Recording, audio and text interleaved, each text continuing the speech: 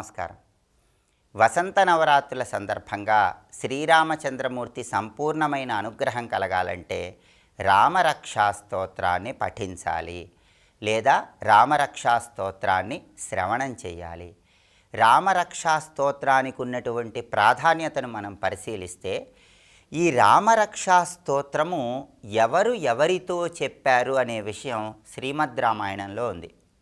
శ్రీరామచంద్రమూర్తి వనవాసానికి వెళుతున్నప్పుడు తన తల్లి అయినటువంటి కౌసల్యాదేవి దగ్గరకు వచ్చి నమస్కారం చేస్తాడు.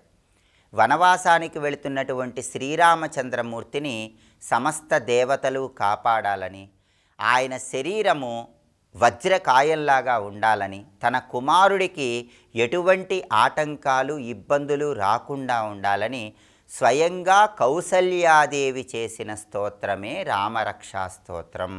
అంటే రాముడి కోసం రాముడి తల్లి అయినటువంటి కౌసల్యాదేవి చెప్పిన స్తోత్రమే రామరక్షా స్తోత్రం. అంతటి అద్భుతమైన స్తోత్రం రామరక్షా స్తోత్రం. అయితే ఈ రామరక్షా స్తోత్రంలో మొత్తం 38 శ్లోకాలు ఉంటాయి. అయితే ఈ 38 శ్లోకాలలో మొదటి 4 శ్లోకాలు కూడా ధ్యాన శ్లోకాలు. అంటే రాముడి రూపాన్ని వర్ణిస్తూ రాముడికి సంబంధించినటువంటి ధ్యాన శ్లోకాలుగా ఉంటాయి. ఆ తర్వాత 5, 6, 7, 8, 9 ఈ 5 శ్లోకాలు, దాంతోపాటుగా 4వ శ్లోకంలో కొంత భాగము, ఈ 5.5 శ్లోకాలే నిజమైన రామరక్షా స్తోత్రాన్ని తెలియజేస్తాయి. రామరక్షా స్తోత్రంలో ఉన్న అంతరార్థాన్ని పరిశీలిస్తే కౌసల్యాదేవి శ్రీరామచంద్రుడికి సంబంధించిన 21 శరీర అవయవాలు ఎప్పుడూ కూడా ఆరోగ్యంగా, బలంగా, తేజంగా ఉండాలని చెప్పి ప్రార్థన చేసింది. ఆ 21 శరీర అంగాలు శ్రీరాముడికి సంబంధించినవి అద్భుతంగా ఉండాలని ఆ 21 శరీర అంగాల గురించి చెప్పే శ్లోకాలే ఈ 5.5 శ్లోకాలు. కాబట్టి రామరక్షా స్తోత్రములో 6, 7, 8, 9, 5 ఈ 5 శ్లోకాలతో పాటు 4వ శ్లోకంలో కొంత భాగం, ఈ 5.5 శ్లోకాలు చదివితే మొత్తం రామరక్షా స్తోత్రం చదివిన అద్భుతమైన ఫలితం కలుగుతుంది. ఆ తర్వాత 10వ శ్లోకం నుంచి 15వ శ్లోకం వరకు ఫలశ్రుతి చెప్పారు. ఆ తర్వాత 16వ శ్లోకం నుంచి 38వ శ్లోకం వరకు రకరకాల పురాణాల్లో దాగి ఉన్నటువంటి రామచంద్ర వైభవాన్ని తెలియజెప్పే శ్లోకాలుగా చెప్పారు. చదవగలిగితే 38 శ్లోకాలు చదువుకుంటే అద్భుత ఫలితాలు కలుగుతాయి.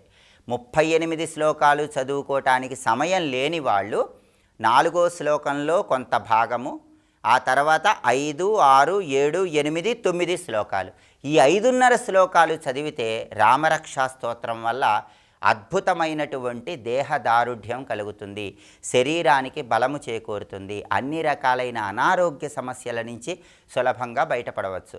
అయితే రామరక్షా స్తోత్రం పఠించాలని భావించే వాళ్ళు రోజు సూర్యోదయానికి పూర్వమే పఠించటం లేదా ప్రదోష కాలంలో పఠించటం ఈ వసంత నవరాత్రుల్లో చేయండి. దానివల్ల ఉత్తమ ఫలితాలు కలుగుతాయి. కనీసం 3 సార్లు పారాయణ చేస్తే విశేషమైన శుభ ఫలితాలు చేకూరతాయి. రామరక్షా స్తోత్రం పఠించిన తర్వాత వడపప్పు, పానకం శ్రీరామచంద్రమూర్తికి నైవేద్యంగా సమర్పించండి. శ్రీరాముడి సంపూర్ణమైన అనుగ్రహానికి ప్రతి ఒక్కరూ సులభంగా పాత్రలు కండి. అలాగే రామరక్షా స్తోత్రంలో శ్రీరాముడికి సంబంధించిన వర్ణన తెలియజెప్పే ఒక అద్భుతమైన శ్లోకం ఉంటుంది. రామరక్షా స్తోత్రాన్ని విని ఆ ఒక్క శ్లోకాన్ని చదివినా కూడా విశేషమైన శుభ ఫలితాలు చేకూరుతాయి. ఆ శ్లోకం ఏంటో ఇప్పుడు మనం చూద్దాం. ధ్యాత్వా నీలోత్పలశ్యామం రామం రాజీవలోచనం జానకీ లక్ష్మణోపేతం జటాముకుట మండితం. ఇది శ్లోకం. ఈ శ్లోకంలో ఉన్న భావాన్ని పరిశీలిస్తే ధ్యాత్వా నీలోత్పలశ్యామం, నీలోత్పలం అంటే నల్ల కలువ పువ్వు. నల్ల కలువ పువ్వు ఏ రంగులో ఉంటుందో అలాంటి రంగులో ప్రకాశించేటటువంటి శ్రీరామచంద్రమూర్తికి నమస్కారం అని అర్థం. రామం రాజీవలోచనం, తామర పువ్వు లాంటి నేత్రాలు కలిగినటువంటి శ్రీరామచంద్రమూర్తికి నమస్కారం అని చెప్పటమే రామం రాజీవలోచనం అన్న పదంలో ఉన్న అర్థం. జానకీ లక్ష్మణోపేతం జటామకుట మండితం అంటే జానకీదేవి లక్ష్మణుడితో పాటుగా శ్రీరామచంద్రమూర్తిని నేను ప్రార్థిస్తున్నాను. జటాముకుట మండితం అంటే జడలు ధరించి ఉన్నటువంటి శ్రీరామచంద్రమూర్తికి నమస్కారం. జటాజూటం కలిగిన శ్రీరామచంద్రమూర్తికి నమస్కారం అని అర్థం. ఈ శ్లోకం మనకి రామరక్షా స్తోత్రం ధ్యానంలో ఉంటుంది. ఈ శ్లోకం చదువుకొని రామరక్షా స్తోత్రం విన్నా కూడా అద్భుతమైన ఫలితాలు కలుగుతాయి. అంతటి శక్తివంతమైన శ్లోకం ఏంటో ఇంకొకసారి చూద్దాము మరి. ధ్యాత్వా నీలోత్పలశ్యామం రామం రాజీవలోచనం జానకీ లక్ష్మణోపేతం జటాముకుట మండితం. శ్లోకం చదువుకోండి. రామరక్షా స్తోత్రం ద్వారా శ్రీరాముడి సంపూర్ణమైన అనుగ్రహానికి ఈ వసంత నవరాత్రుల్లో ప్రతి ఒక్కరూ సులభంగా పాత్రలు కండి. స్వస్తి.